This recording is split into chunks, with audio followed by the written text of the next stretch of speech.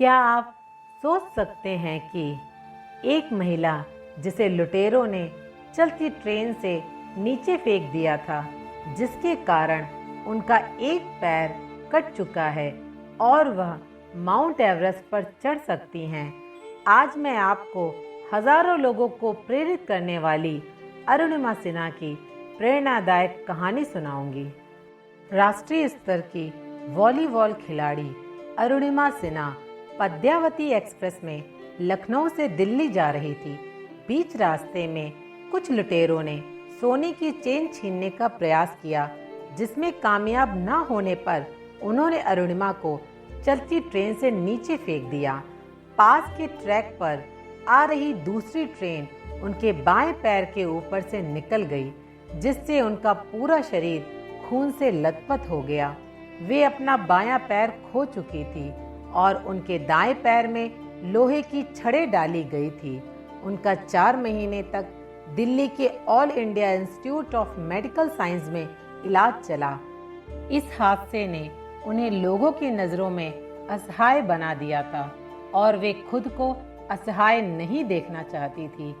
Cricketer Yuvraj Singh से प्रेरित होकर उन्होंने कुछ ऐसा करने की सोची ताकि फिर से आत्मविश्वास भरी सामान्य जिंदगी जी सके। अब उनके कृत्रिम पैर लगाए जा चुके थे और उनके पास एक लक्ष्य था। वह लक्ष्य था दुनिया की सबसे ऊंची पर्वत चोटी माउंट एवरेस्ट को फतेह करना। अब तक कोई भी विकलांग ऐसा नहीं कर पाया था।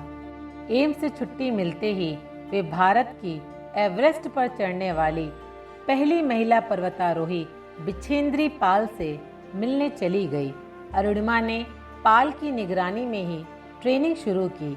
कई मुसीबतें आई, लेकिन उन्होंने कभी हार नहीं मानी और धीरे धीरे पर्वतारोहण की ट्रेनिंग को पूरा किया। प्रशिक्षण पूरा होने के बाद उन्होंने एवरेस्ट की चढ़ाई शुरू कर दी। 52 दिनों की कठिन चढ़ाई के बाद आखिरकार 21 मई 2013 को उन्होंने एवरेस्ट फतेह कर ली। एवरेस्ट फतेह करने के साथ ही वे विश्व की पहली विकलांग महिला पर्वतारोही बन गई। एवरेस्ट फतेह करने के बाद भी वे रुकी नहीं। उन्होंने विश्व के 7 महाद्वीपों की सबसे ऊंची पर्वत चोटियों को फतेह करने का लक्ष्य रखा, जिसमें से अब तक वे कई पर्वत चोटियों पर तिरंगा फहरा चुकी हैं और वे अपने इस लक्ष्य पर लगातार आगे बढ़ती रही। वे अपने इस महान प्रयासों के साथ साथ विकलांग बच्चों के लिए शहीद चंद्रशेखर आजाद विकलांग खेल अकादमी भी चलाती हैं। एक भयानक हादसे ने अरुणिमा की जिंदगी बदल दी। वे चाहती तो हार मानकर असहाय की जिंदगी जी सकती थी, लेकिन उन्हें असहाय रहना मंजूर नहीं था। उनके हौसले और प्रयासों ने उन्हें फिर से एक नई जिंदगी दे दी। अरुणिमा जैसे लोग ही भारत की शान हैं और यही वे लोग हैं जो नए भारत का निर्माण करने में नींव का काम कर रहे हैं। युवराज सिंह से प्रेरित होकर अरुणिमा ने अपनी जिंदगी बदल दी और अब अरुणिमा की कहानी हजारों लोगों की जिंदगी बदल रही है। अरुणिमा की कहानी निराशा के अंधकार में प्रकाश की एक किरण के समान है, जो संपूर्ण अंधकार को प्रकाश में बदल देती है।